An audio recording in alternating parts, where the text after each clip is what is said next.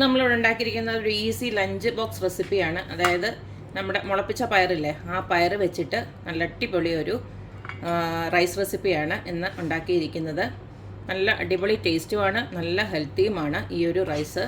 ഇപ്പം നിങ്ങൾക്ക് കുട്ടികൾക്കൊക്കെ ആണെങ്കിലും ലഞ്ച് ബോക്സ് ആയിട്ടൊക്കെ കൊടുത്തു വിടാനോ അല്ല ഓഫീസിൽ പോകുന്നവർക്കോ ഒക്കെ നല്ലൊരു റൈസാണിത്.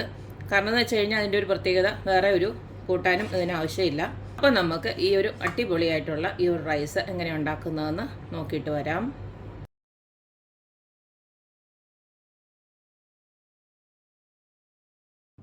മുളപ്പിച്ച പയർ വെച്ചിട്ടുള്ള സ്പെഷ്യൽ റൈസ്, ഹെൽത്തി റൈസ് ഉണ്ടാക്കാനായിട്ട് ഇതുപോലേക്ക് ഞാനൊരു 6-7 മണിക്കൂർ നമ്മുടെ പയറൊന്ന് നല്ലതായിട്ട് കുതിർത്ത് വെച്ചതിന് ശേഷം പിന്നെ ഒരു രാത്രി മൊത്തവും ഇതുപോലേക്ക് ഇങ്ങനെ നല്ല വെറ്റ് ടിഷ്യൂവിൽ ഇങ്ങനെ ഇട്ട് ഇതുപോലേക്ക് നല്ല മുളപ്പിച്ച പയറാക്കി എടുത്തിട്ടുണ്ട്.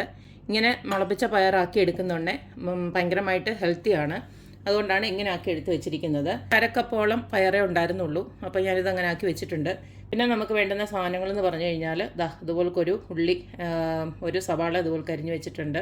പിന്നെ കുറച്ച് കാഷ്യനട്ട്, പിന്നെ അതുപോലെ തന്നെ പൊരിക്കടലയുണ്ട്, പിന്നെ ഒരു 3-4 നമ്മുടെ ഉണക്കമുളക്, പിന്നെ കപ്പലണ്ടി. അത് വേണമെന്നുള്ളവർക്ക് മാത്രം ആഡ് ചെയ്താൽ മതി. ഇതിന് പകരം നമുക്ക് വേണമെങ്കിൽ നമ്മുടെ ഉഴുന്നുണ്ടല്ലോ, അതൊന്ന് കഴുകിയെടുത്തിട്ട് കുറച്ചൊന്ന് ഇട്ടാലും കുഴപ്പമൊന്നുമില്ല. അത് നമുക്ക് ഇഷ്ടമുള്ള നമ്മുടെ രുചി അനുസരിച്ചിട്ട് എടുത്താൽ മതി.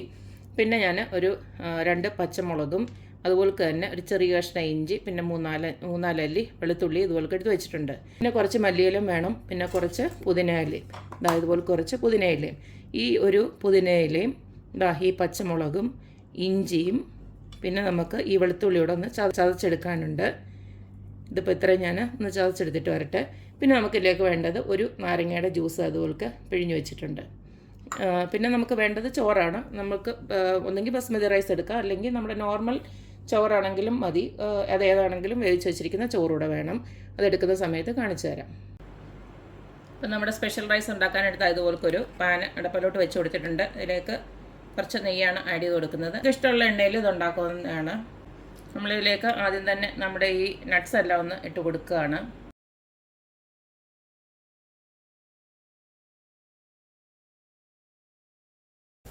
ഇട്ട നട്ട്സൊക്കെ ഒന്ന് ചെറുതായിട്ട് മൂത്ത് വരുന്നുണ്ടെ നമുക്ക് ആ ഉള്ളിയൂടെ അങ്ങ് ഇട്ടേക്കാം.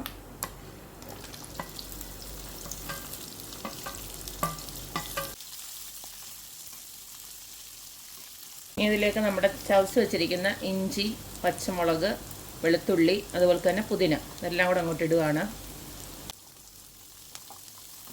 ഇതെല്ലാം ഒന്ന് മൂത്ത് വന്നിട്ടുണ്ട്. ഇനി നമുക്ക് മുളപ്പിച്ച പയർ അങ്ങോട്ട് ഇട്ട് കൊടുക്കാം.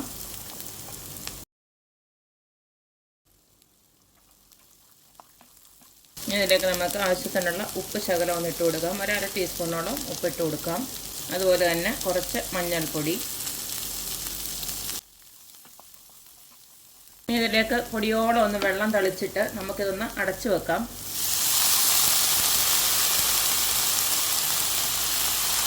ചെറിയ തീയിൽ ജസ്റ്റ് അടച്ചു വെച്ചൊരു 5 മിനിറ്റ് അത്രേ ഉള്ളൂ. ഇത് നമ്മൾ സാധാരണ നമ്മൾ ഈ മുളപ്പിച്ച പയറൊക്കെ അങ്ങനെ തന്നെ കഴിക്കുന്നതാണ്. ഇപ്പം ചോറിനകത്ത് നമ്മൾ ഇടുന്നതുകൊണ്ട് തന്നെ ഞങ്ങൾ ഒന്ന് ചെറുതായിട്ടൊന്ന് വേവിക്കുന്നതേ ഉള്ളൂ. അപ്പോൾ ഇതെല്ലാം ഇവിടെ ഇങ്ങനെ നാക്കി വെച്ചതിന് ശേഷം നമുക്കതൊന്ന് അടച്ചു വെച്ചിട്ട് 5 മിനിറ്റ് ഒന്ന് വേവിച്ചെടുക്കാം. ഒരു 5 മിനിറ്റ് അടച്ചു വെച്ച് ഞാനിതുപോലെ ഒന്ന് വേവിച്ചെടുത്തിട്ടുണ്ട്. എരിവും ഉപ്പുമൊക്കെ വേണ്ടവർക്ക് ഈ സമയത്ത് ഇട്ട് കൊടുക്കാം. എരിവ് വേണ്ടവർക്ക് കുറച്ചും കൂടെ നമ്മുടെ കുരുമുളക് ആഡ് ചെയ്യാം. നമ്മളിനകത്ത് പച്ചമുളക് മാത്രമേ ഇട്ട് കൊടുത്തിട്ടുള്ളൂ. അപ്പോൾ ഇനി നമുക്ക് ചോറൊന്ന് ഇട്ട് കൊടുക്കാം. നിങ്ങൾക്ക് ഏത് ചോറ് വേണമെങ്കിലും യൂസ് ചെയ്യാം. ഞാനിപ്പം ബസ്മതി റൈസാണ് യൂസ് ചെയ്യുന്നത്. ഇതുപോലക്ക് ഒരുപാട് വേണ്ട. നമ്മുടെ പയർ വേണം മുന്നേ നിൽക്കാനായിട്ട്, കാരണം അതിൻ്റെ വേണമല്ലോ ഗുണം മുന്നേ നിൽക്കാൻ. അപ്പം ചോറ് കുറച്ചും നമ്മുടെ ബാക്കിയുള്ള സാധനങ്ങളൊക്കെ കൂടുതലും ആയിക്കോട്ടെ. ഞാൻ ഇത്രയും ഇട്ട് കൊടുക്കുന്നുള്ളൂ. 2 പേർക്കൊക്കെ ഇഷ്ടം പോലെ കഴിക്കാൻ ഇത് ധാരാളമായിട്ട് മതി. കണ്ടില്ലേ, ഒരു ഫുൾ മീലാവുന്നുണ്ട്. കാരണം ഇതിൻ്റെ കൂടെ ഇനി വേറെ കറികളൊന്നും വേണ്ട. കണ്ടില്ലേ, ഇതിങ്ങനെ തന്നെ കഴിക്കാൻ അടിപൊളി ടേസ്റ്റാണ്. അപ്പം ഞാൻ ജസ്റ്റ് ഒന്ന് ഉപ്പും നോക്കിയിട്ട്, ഉപ്പ് എരിവ് ഉണ്ടോ എന്ന് നോക്കിയിട്ട് വേണമെന്ന് വെച്ചാൽ ആഡ് ചെയ്യും, അല്ലെങ്കിൽ ഇങ്ങനെ തന്നെ യൂസ് ചെയ്യാം. നേരത്തെ നമ്മൾ പിഴിഞ്ഞ് വെച്ചിരിക്കുന്ന നാരങ്ങ ഉണ്ടല്ലോ, ഈ സമയം നമുക്കിതിനകത്തോട്ട് ഒഴിച്ചു കൊടുക്കാം.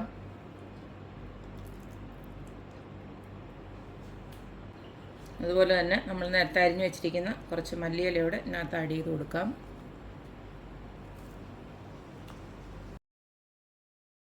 അപ്പം ഞാനിട്ടിരിക്കുന്ന ഉപ്പും എരിവും എല്ലാം കറക്റ്റ് ആയിട്ടുണ്ട്. എരിവ് അധികം ഇല്ല, എന്നാലും ഉണ്ട്. നമ്മൾ 2 പച്ചമുളക് ഇട്ട് കൊടുത്തിട്ടുണ്ടല്ലോ. എനിക്കിപ്പോൾ അതിൻ്റെ ഈ ഒരു എരിവ് മതി. വേണ്ടവർക്ക് ഞാൻ നേരത്തെ പറഞ്ഞ പോലെ തന്നെ കുരുമുളക് കൂടി വേണമെങ്കിൽ ഇട്ട് കൊടുക്കാം. നല്ല അടിപൊളി ടേസ്റ്റാണ്. ഇത് ലഞ്ചായിട്ടും ഒക്കെ എല്ലാവർക്കും ടിഫിൻ ബോക്സിലായിട്ട് കൊടുത്തു വിടാൻ പറ്റിയ നല്ല അടിപൊളി ഹെൽത്തി ആയിട്ടുള്ള റെസിപ്പിയാണ്. അപ്പോൾ എല്ലാവരും ഇതുപോലൊക്കെ ഒന്ന് ട്രൈ ചെയ്ത് നോക്കുക. ഞാൻ പറയാതെ തന്നെ എല്ലാവർക്കും അറിയാമല്ലോ മുളപ്പിച്ച പയറിൻ്റെ ഗുണങ്ങളൊക്കെ. നമ്മളിതിൽ ചേർത്തിരിക്കുന്ന എല്ലാം നല്ല ഹെൽത്തി ആയിട്ടുള്ള സാധനങ്ങളാണ്. അപ്പോൾ എല്ലാവരും ഇതുപോലൊക്കെ ഉണ്ടാക്കി നോക്കുക, അഭിപ്രായങ്ങൾ അറിയിക്കുക. അപ്പോൾ എപ്പോഴും പറയുന്ന പോലെ തന്നെ എൻ്റെ റെസിപ്പീസ് ഇഷ്ടമുള്ള എല്ലാവരും please like, share and subscribe. അപ്പോൾ ഇനി ഒരു അടിപൊളി വീഡിയോ ആയിട്ട് വരുന്നവരേക്കും ബായ്.